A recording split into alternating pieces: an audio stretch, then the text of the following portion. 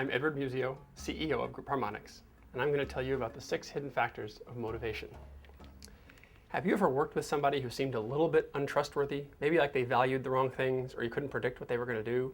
It may not have been a trust issue at all. You may have been having a conflict of motivation.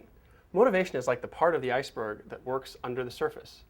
You can't see it like this part, but it's down here under the surface and it's driving the behaviors and actions you see above. Now, motivation can be understood, and understanding it can help you to understand what your coworkers are doing and thinking. Turns out each of us is motivated by some combination of 1 or 2 of 6 simple factors. The first one of those factors is called truth.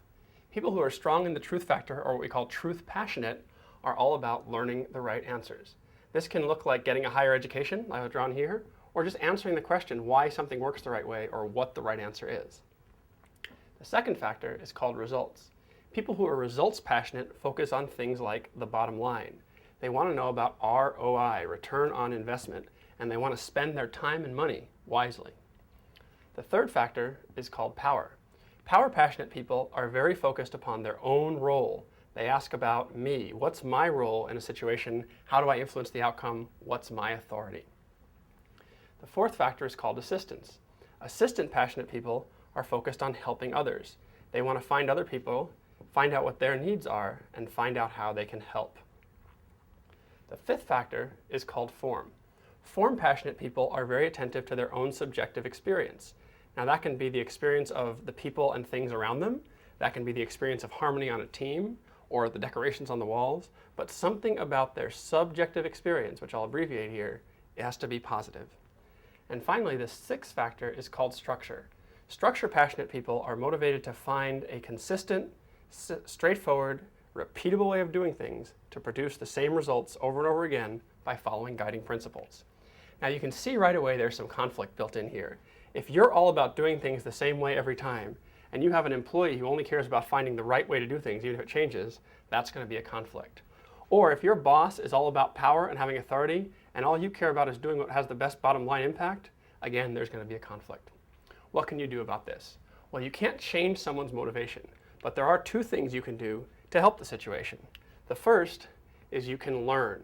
You can learn what motivates somebody else, and the way to do that is by asking the question, why? Let's say someone tells you he considers himself a novice environmentalist. Ask why. If he says, I consider myself a novice environmentalist because I like the experience of trees and nature and other people should share that, that's a form passionate answer. If his environmentalism is because he thinks that whoever controls the natural resources controls the world, that's a power passionate answer.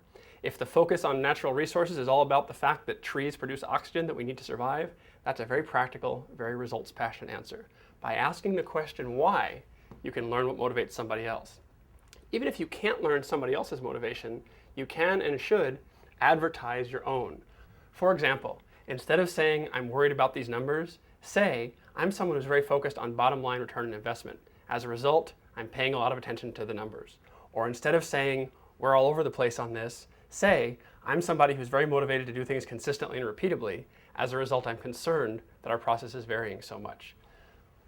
By learning other people's motivational factors when you can, and by advertising yours whenever you can, you bring motivation above the surface. You make it overt and transparent as to what's motivating you and what's motivating the other person. So the next time you're working with somebody and you're having a hard time understanding where they're coming from or feeling a little distrustful of them, take a moment, try and learn their motivation, try to advertise yours. When you do, you'll notice the communication will improve, and so will trust.